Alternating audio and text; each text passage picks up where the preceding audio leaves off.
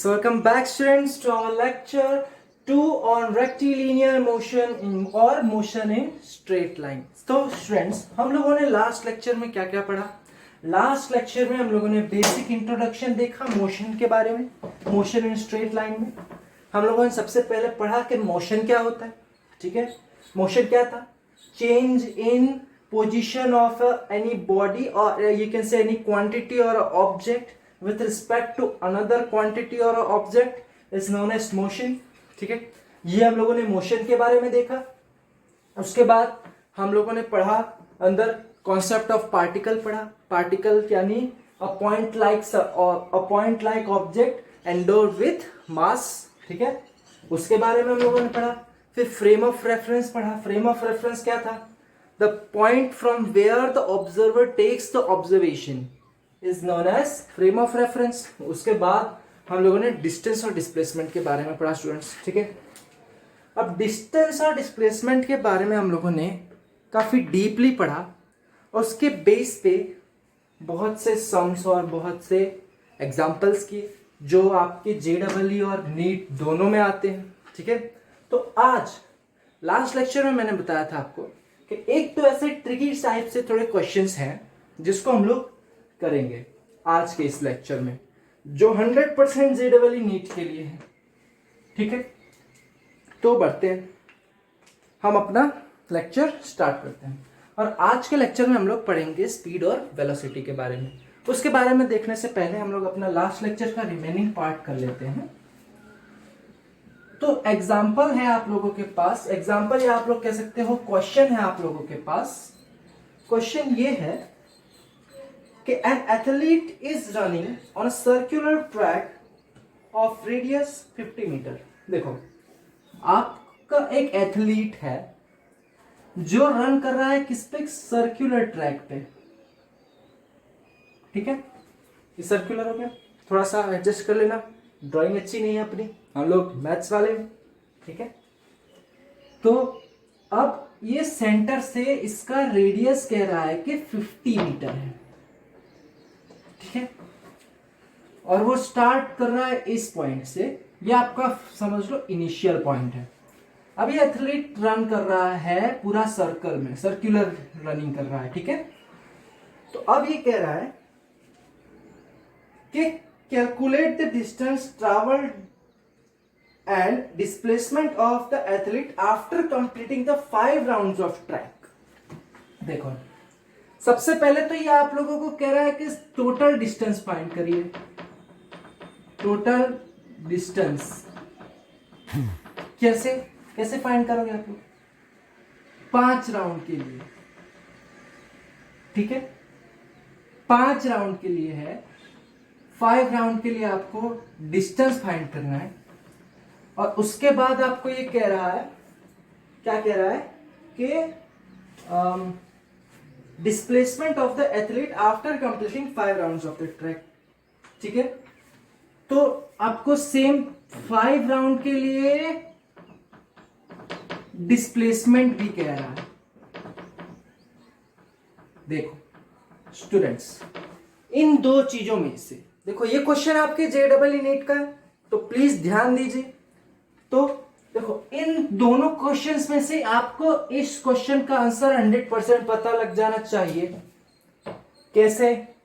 कि देखो, वो अगर स्टार्ट कर रहा है यहां से और वो 5 राउंड लगा रहा है, 1 बार 2 बार, एक पूरा राउंड कंप्लीट करने के लिए उसको इनिशियल पोजीशन पे वापस आना पड़ेगा जहां से उसने स्टार्ट किया था, तब 1 राउंड हो जाएगा।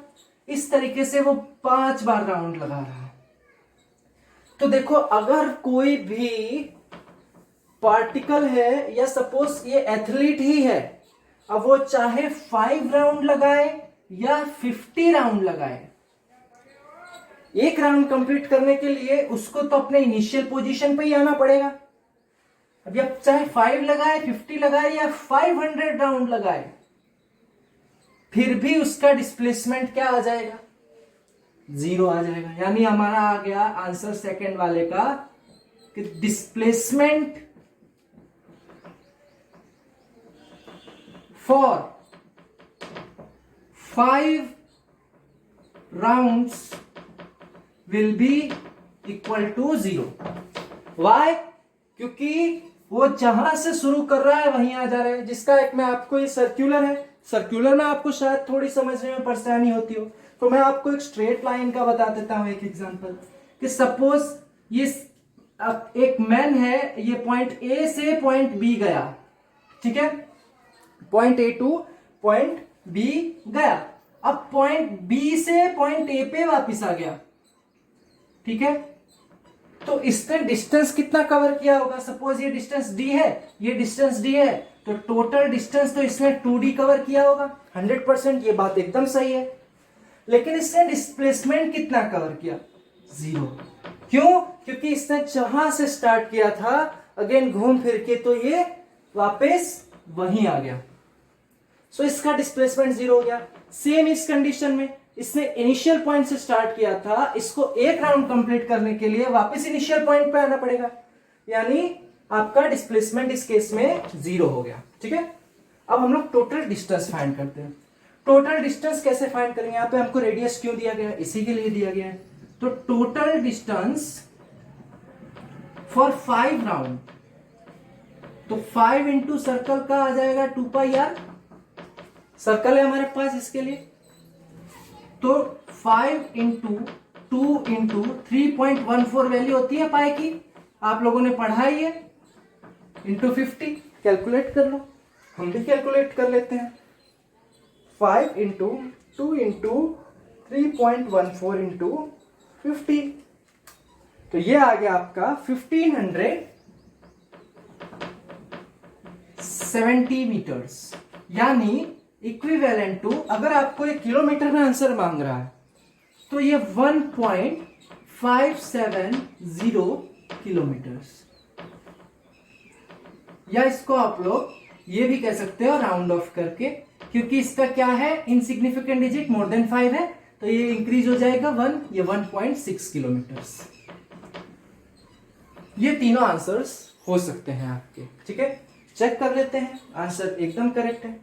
हम लोगों ने डिस्प्लेसमेंट फाइंड कर ही दिया, 0 है, आंसर आपका आ रहा है 1.6 किलोमीटर, अदरवाइज 1570 मीटर्स, ठीक है।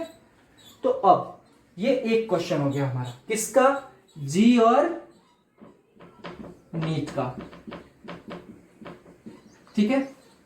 थोड़ा सा इसमें क्या ट्रिकीमेंट था, आपका डिस्प्लेसमेंट 0 आ रहा था, फिर भी आपको डिस्प्लेसमेंट फाइंड करने को कहा है, रेडियस दे दिया है, 2 पाई आर आपको सर्कल का पता है, एरिया, तो हम लोगों ने फाइंड कर लिया टोटल डिस्टेंस।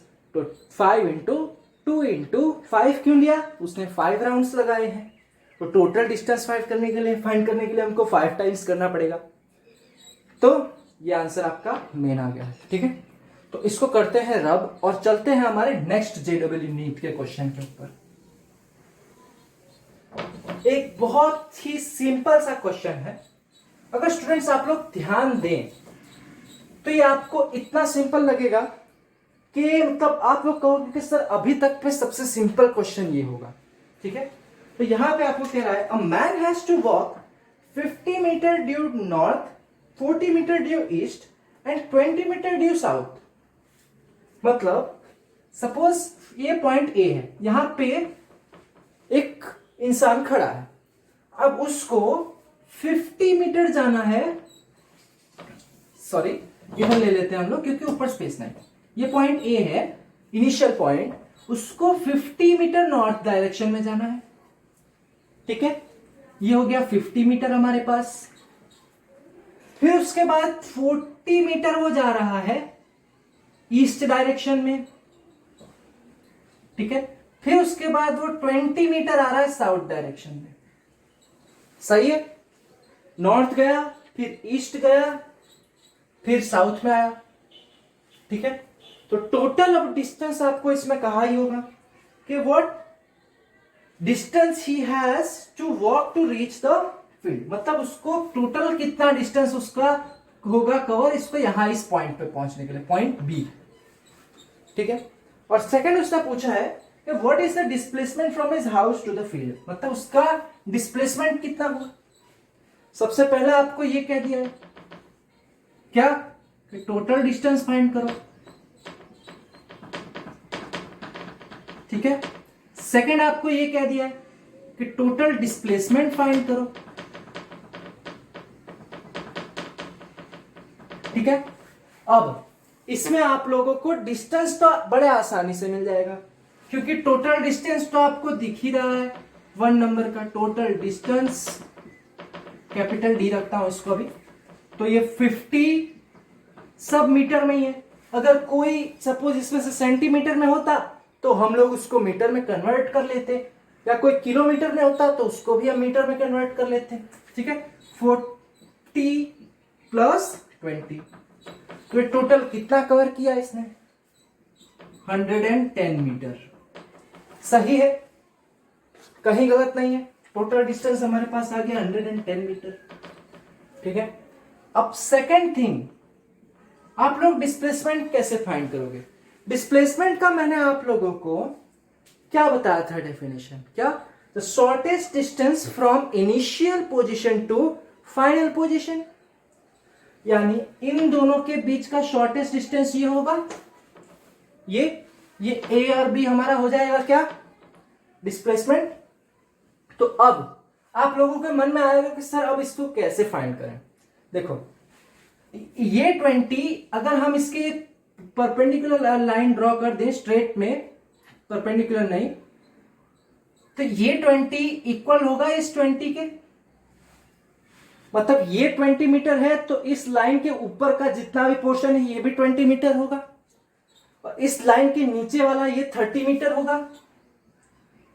इसको मैं आप लोगों को ब्लैक मार्कर से लिख के बताता हूं तो आपको थोड़ा डिफरेंस पता चलेगा कि ये 30 मीटर होगा और ये भी 20 मीटर होगा। अगर ये दोनों 30-20 होंगे, ये 30 होगा, क्यों, क्योंकि ऊपर वाला 20 है, तब जाके ये 50 मीटर होगा। ये तो बेसिक मैथ्स है आप लोगों का, सिंपल है। तो आपको ये तो सेम टू सेम हो जाएगा, कैसे, 40 मीटर, क्योंकि ये तो उसके एग्जैक्ट में ही है, सामने ही है, ठीक है। तो ये 40 मीटर हो गया, ये 30 मीटर हो गया, इसको हम लोग नाम दे देते हैं C, ठीक है। तो अपने को फाइंड क्या करना है, ए बी फाइंड करना है। इधर 90 डिग्री बन गया हाइपोटेनियस, यानी पाइथागोरस लॉ अप्लाई कर दो, ठीक है। तो अपने पास ए बी क्या आ जाएगा, under root 30 square plus 40 square, 30 square plus 40 square, यानी ये आ जाएगा आप लोगों को टोटल अंडर ऑफ 2500, ठीक है, ए बी। अब देखो जिन लोगों को 2500 का नहीं पता स्क्वायर रूट, देखो तो 50 आता है, नहीं पता तो आप लोग ऐसे सेपरेट कर लिया करो, 25 इंटू 100, 100 हम लोग जानते हैं 10 का होता है, 25 5 का होता है, तो 5 इंटू 10 यानी 50 मीटर्स, ये आपका डिस्प्लेसमेंट आ गया। सिंपल था, वेरी बेसिक, ठीक है, आराम से हम लोगों ने इसको किया, 50 मीटर आ गया। अब इसी की तरह एक और है, ठीक है। अब उसमें फर्क क्या है कि उसमें आपको थोड़ा सा यहां वैल्यूज चेंज कर दी गई हैं और जो मेन फिगर है उसमें थोड़ा सा चेंज है, बट इसमें इसका आंसर आप लोगों ने देखा, डिस्टेंस टोटल 110 मीटर आया, डिस्प्लेसमेंट 50 मीटर आया, बहुत अच्छा। जी नीट यहां हम लोगों ने लिखा है। अब ये एक और क्वेश्चन है जो नीट में आया है, इस पॉइंट से एक कार मूव हो रही है इस पॉइंट तक, कितना, 8 किलोमीटर है ये, फिर कार मूव की इस पॉइंट से इस पॉइंट तक 4 किलोमीटर, ठीक है। अब कार मूव की इस पॉइंट से इस पॉइंट तक अगेन 4 किलोमीटर, ठीक है। अब कार ने मूव किया इस पॉइंट से इस पॉइंट तक 1 किलोमीटर, ठीक है, यानी इसको हम लोग कह देते हैं ए बी सी डी, ठीक है, सही है, इतना कवर किया। अब आपको फाइंड करने को क्या कह रहा है कि what is the distance travelled and net displacement. देखो अब इसमें आपको ये कह रहा है बताओ कि इसने टोटल डिस्टेंस क्या ट्रेवल किया होगा। देखो टोटल डिस्टेंस तो स्टूडेंट्स फाइंड करना है आप लोगों के लिए यानी कैलकुलेशन का ही काम है। देखो तो टोटल डिस्टेंस मिल जाएगा आपको 8 kilometre plus 4 kilometre plus 4 kilometre plus 1 kilometre, यानी ये आपका हो गया 8 और 8 9 किलोमीटर टोटल। टोटल डिस्टेंस आपको मिल गया 9 किलोमीटर। कि कार ने टोटल 9 किलोमीटर डिस्टेंस कवर किया है। ठीक है, सिंपल। अब आपको टोटल डिस्प्लेसमेंट कह रहा है तो सेम आप लोगों के सामने अगर ऐसा केस है तो आप लोग कहीं से भी आप ट्राई करिए कि इसमें हाइपोटेनियस एंगल बने और जिसकी वजह से हम लोग पाइथागोरस लगा सकें। ठीक है, अब देखो इसके अगर मैं स्ट्रेट में एक लाइन खींच रहा हूं तो इतना जो भाग होगा ये 1 किलोमीटर होगा, ब्लैक मार्कर। इतना जो पोर्शन होगा 1 किलोमीटर होगा और रिमेनिंग इतना जो पोर्शन होगा 3 किलोमीटर होगा, तो जाके ये 4 किलोमीटर बनेगा। ठीक है, 1 kilometer plus 3 kilometer equals to 4 kilometer. क्यों ये 1 किलोमीटर क्यों है? क्योंकि इसके अपोजिट डायरेक्शन में ये जो जितना दिया हुआ है उतना 1 किलोमीटर, यानी हमको इतना मेजरमेंट मिल गया। ठीक है, अब ये तो हम लोग जान रहे हैं ये लाइन कितना की होगी, 4 किलोमीटर की होगी। क्यों? क्योंकि ये एग्जैक्ट इसी के बेस पे है। ठीक है, एग्जैक्ट इसी के सामने है, दिख रहा है स्टूडेंट्स आप लोगों को। अब इसके अगर हम खींच दें हमारा डिस्प्लेसमेंट टोटल तो कितना हो जाएगा बताओ। डिस्प्लेसमेंट हमको करना होगा यहां से। ठीक है, ये इधर डिस्प्लेसमेंट नहीं, सॉरी ये पॉइंट बी था, डिस्प्लेसमेंट हमारा यहां होगा। ठीक है, अब ये 4 किलोमीटर है तो सिमिलरली अगर इसके ऊपर हम लोग जा रहे हैं, देखो अब इसके ऊपर हम लोग गए तो हम लोगों ने इतना इसका बताया 3 किलोमीटर से, यहां पे बन रहा है आपका 90 डिग्री। सिंपल, यहां पे आपका 90 डिग्री बन रहा है। तो अब ये 8 किलोमीटर है जिसमें से इतना पोर्शन, इतना कितना, इतना ये ब्लैक मार्कर आपको दिखता हो तो इतना पोर्शन तो हम लोगों ने अभी देखा 4 किलोमीटर है, इसीलिए हम लोगों ने यहां पर भी एक लाइन बनाई कि आप लोगों को इजी टू अंडरस्टैंड रहे। ठीक है, जिसमें से हम लोगों ने गलती से इस तरफ डाइवर्ट कर दिया था कि ये हमारा इनिशियल है, बट इनिशियल ये नहीं था, ये था। ठीक है, तो शॉर्टेस्ट डिस्टेंस तो ये हुआ था हमारे बीच का। देखो इसको मैं रेड मार्कर से कर देता हूं, क्यों? क्योंकि ये हमारा डिस्प्लेसमेंट है। तो अब इसका हमको पता चल गया 3 किलोमीटर और उसके ऊपर का ये अगर 4 किलोमीटर हो जाएगा तो इसका रिमेनिंग भी 4 किलोमीटर ही रहेगा। क्यों? 4 + 4 तब जाके 8 किलोमीटर बनेगा। आप लोगों को इतना डीप इसके लिए समझा रहा हूं कि आपके मन में कोई भी डाउट ना रह जाए। देखो ये सब चीजें बहुत बेसिक है, आप लोगों को आसानी से आना चाहिए। ठीक है, बट मैं इसके लिए इतना डीप समझा रहा हूं कि सपोज किसी को कुछ कंफ्यूजन होता हो कि सर यहाँ पे अचानक से 4 किलोमीटर कहां से ला दिए, यहाँ अचानक से 3 किलोमीटर कहां से ला दिए, इसके लिए मैं यहां भी बताया, यहां भी बताया, यहां भी बताया, तब जाके मैंने आपको बताया कि ये 3 किलोमीटर कैसे आया और ये 4 किलोमीटर कैसे आया। तो अब सिंपल 90 पाइथागोरस लगा दो तो टोटल आपका क्या बन जाएगा, टोटल डिस्प्लेसमेंट हो गया आपका AB, मतलब ये AB हो जाएगा √4² + 3² यानी √25 मतलब 5, कितना 5 किलोमीटर का आपका डिस्प्लेसमेंट आ गया। यानी 9 किलोमीटर टोटल डिस्टेंस कवर हुआ और 5 किलोमीटर उसने डिस्प्लेसमेंट किया। ये डिस्टेंस और डिस्प्लेसमेंट। ठीक है, सिंपल बात है। आप लोगों को इसका रिलेशन भी मैंने बताया ही है, क्या कि distance will always be greater than और इक्वल टू डिस्प्लेसमेंट, जो हम लोग अभी तक के सारे केस में देख रहे हैं। हर केस में डिस्टेंस बड़ा है और अगर बड़ा नहीं होगा तो सेम होगा, कम तो कभी नहीं होगा। ठीक है, तो सिंपल ये हमारा डिस्टेंस डिस्प्लेसमेंट के बारे में बात हुई, खत्म।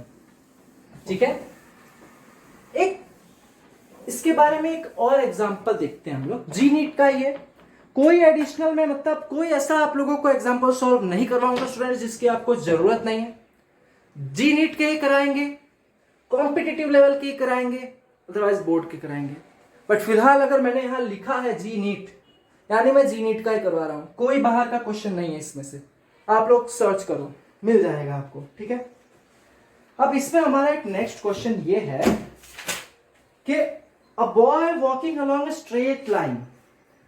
देखो ये एक स्ट्रेट लाइन है, यहां एक पॉइंट इनिशियल पॉइंट हम इसको ओ बोल देते हैं, यहां पर एक बॉय खड़ा है, ठीक है। अब ये इस स्ट्रेट लाइन पे चल रहा है जो हमको क्वेश्चन में कहा है, and takes 5 steps forward and 3 steps backward, ठीक है, and followed again 5 steps forward and 3 steps backwards and continues going ahead in this manner, ठीक है। अब how long will he take to reach a point 6.5 meter away from the starting point if his each step is 0.5 meter and requires 1 second। देखो students, इसका मैं आप लोगों को एक क्वेश्चन दे दूंगा, आपको स्क्रीन पे आ जाएगा ये क्वेश्चन, ठीक है। तो अब ये इस कह रहा है कि 6.5 मीटर तक उसको पहुंचने का आपको टाइम कैलकुलेट करना है। क्या कैलकुलेट करना है? टाइम। अब देखो इसमें चैप्टर का कॉन्सेप्ट यूज है, इसमें ना डिस्टेंस का कोई लेना देना है, डिस्टेंस का भी लेना देना है, सॉरी डिस्टेंस का भी लेना देना है, डिस्प्लेसमेंट का भी है, स्पीड का भी है, वेलोसिटी का भी है, सब कुछ ये चैप्टर के कॉन्सेप्चुअल्स पे आया है जी नीट में आपके, ठीक है। तो अब हम लोग इधर डिवीजन कर देते हैं 1 2 3 4 5 6 और ये 6.5 लिख देते हैं। चलो 1 2 3 4 5 6। देखो अब इसमें क्या कहा है इन्होंने कि वो 5 स्टेप आगे जा रहा है, फिर 3 स्टेप पीछे आ रहा है, यानी वो 5 स्टेप्स आगे जा रहा है, ठीक है। देखो इसमें ये 1 मीटर में, ये मीटर में है, ठीक है, जिसमें उसका एक स्टेप जो हो रहा है 0.5 मीटर का हो रहा है, जिसके लिए वो 1 सेकेंड ले रहा है, ठीक है। तो 0.5 मीटर का एक स्टेप, देन अगेन दूसरा स्टेप मिलके, 2 स्टेप मिलके 1 मीटर हो जाएगा। क्यों? क्योंकि 1 स्टेप उसने दिया हुआ है 0.5 मीटर, जिसको कंप्लीट करने के लिए लग रहा है 1 सेकेंड। एक स्टेप के लिए 1 सेकेंड, यानी 2 स्टेप लिया, ये 1 मीटर पे पहुंचा तो 2 सेकेंड लगा उसको। Again he takes 1 step more and then 1 more and then 1 more, मतलब 5 स्टेप, 1 2 3 4 एंड 5 स्टेप लिया उसने तो वो पहुंचा 2.5 मीटर पे। Then he takes 3 steps backward, यानी 3 स्टेप पीछे गया, 1 2 3, ठीक है, कितना 1 2 3, यानी वो अगेन पहुंच गया 1 मीटर पे। यानी अब उसका हम लोग तो एग्जैक्ट फाइंड करें कि वो आखिर पहुंचा कहां है, तो ये हम लोग कह सकते हैं 2.5 माइनस 1.5, यानी एग्जैक्ट 1 मीटर पे पहुंचा है जो हमको दिख ही रहा है, ठीक है। तब इसमें उसने टोटल टाइम कितना कवर किया, इतना ही डिस्टेंस चला, यानी सिर्फ 1 मीटर वो अभी तक आगे बढ़ा है। फाइनली इनिशियली तो वो टोटल कितना गया था, 2.5 तक गया था, बट फाइनली वो आया 1 मीटर पे। तो अब इधर फाइनली आने में उसने कितना टोटल टाइम लिया है, उसने टाइम लिया है, देखो 0.5 मीटर का अगर 1 सेकेंड होगा तो 2.5 मीटर का ऑब्वियस बात है 5 सेकेंड हो जाएगा, ठीक है। और ऊपर से वो 3 स्टेप पीछे गया है, ठीक है, और 3 स्टेप पीछे गया यानी 1 स्टेप का 1 सेकेंड, तो 3 स्टेप का 3 सेकेंड, तो प्लस 3, यानी टोटल उसने 8 सेकेंड लिया 1 मीटर को कवर करने में। आपको क्वेश्चन में मेन पूछा है कि उसको ये इधर तक पहुंचने में कितना टाइम लगेगा, ठीक है। तो सिमिलरली अब 1 मीटर से फिर वो 5 स्टेप लेगा, 3 4 एंड 5, ये 3.5, एंड अगेन 3 स्टेप बैक यानी 2 मीटर, तो 2 मीटर के लिए उसने ले लिया 16 सेकेंड्स। क्यों? 8 सेकेंड 1 मीटर के लिए था, फिर प्लस उसने जब वो 2 मीटर पे पहुंचा तो 8 और प्लस हुआ तो 16 सेकेंड हो गया। समझ में आ रहा है स्टूडेंट्स? बहुत सिंपल कॉन्सेप्ट है। अगर आप इसको समझते हैं तो बहुत ही सिंपल कॉन्सेप्ट है, ठीक है। थोड़ा सा भी अगर इधर उधर ध्यान हुआ तो ये आपको समझ में नहीं आएगा कि किया क्या है, ठीक है। तो 2 मीटर के लिए 16 सेकेंड हो गया सिंपली। अब ये 3.5 से 2 पर आया था, 2 से फिर आगे बढ़ेगा 5 स्टेप्स, ठीक है। तो 1 2 3 4 एंड 5, सो 4.5 मीटर पे पहुंच गया वो 3 मीटर पे, क्योंकि 4.5 मीटर से 3 स्टेप बैक्स भी लेना है उसको, यानी अब आ गया 3 मीटर पे। तो अगेन 3 मीटर के लिए उसका कितना हो गया? 24 सेकेंड्स हो गया, ठीक है। अब 3 मीटर से अगर वो 4 स्टेप आगे बढ़ता है, 5 स्टेप आगे बढ़ता है, तो 4 एंड 5 यानी 5.5 मीटर पे वो पहुंचेगा और फिर 3 स्टेप बैक जाएगा, यानी वो 4 मीटर पे पहुंच जाएगा, ठीक है। अब 4 मीटर पे पहुंचने के लिए उसको कितना सेकंड लगा स्टूडेंट्स? 32 सेकंड्स लगा, क्योंकि 8 सेकंड्स और ऐड हुए पर मीटर के हिसाब से। क्यों? एक देखो, ये 1 मीटर का 8 सेकंड, 2 मीटर का 16, अब 2 में 1 मीटर और ऐड किया तो 3 हुआ, तो उसका टाइम भी ऐड करना पड़ेगा। 16 प्लस 8 24, 24 प्लस 8 32। देखो अब 4th मीटर से अगर वो 5th स्टेप लेगा तो कहां पहुंच जाएगा? उसके मेन डेस्टिनेशन पे। यानी देखो 4th से 1 2 3 4 एंड 5, 5 स्टेप लिया।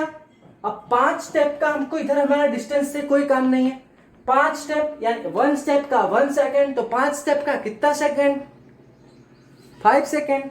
यानी ये जो 32 आया है, 32 plus 5, 37 second he will takes to reach out 6.5 meter. ये आपका मेन आंसर हो गया, ठीक है। कैसे?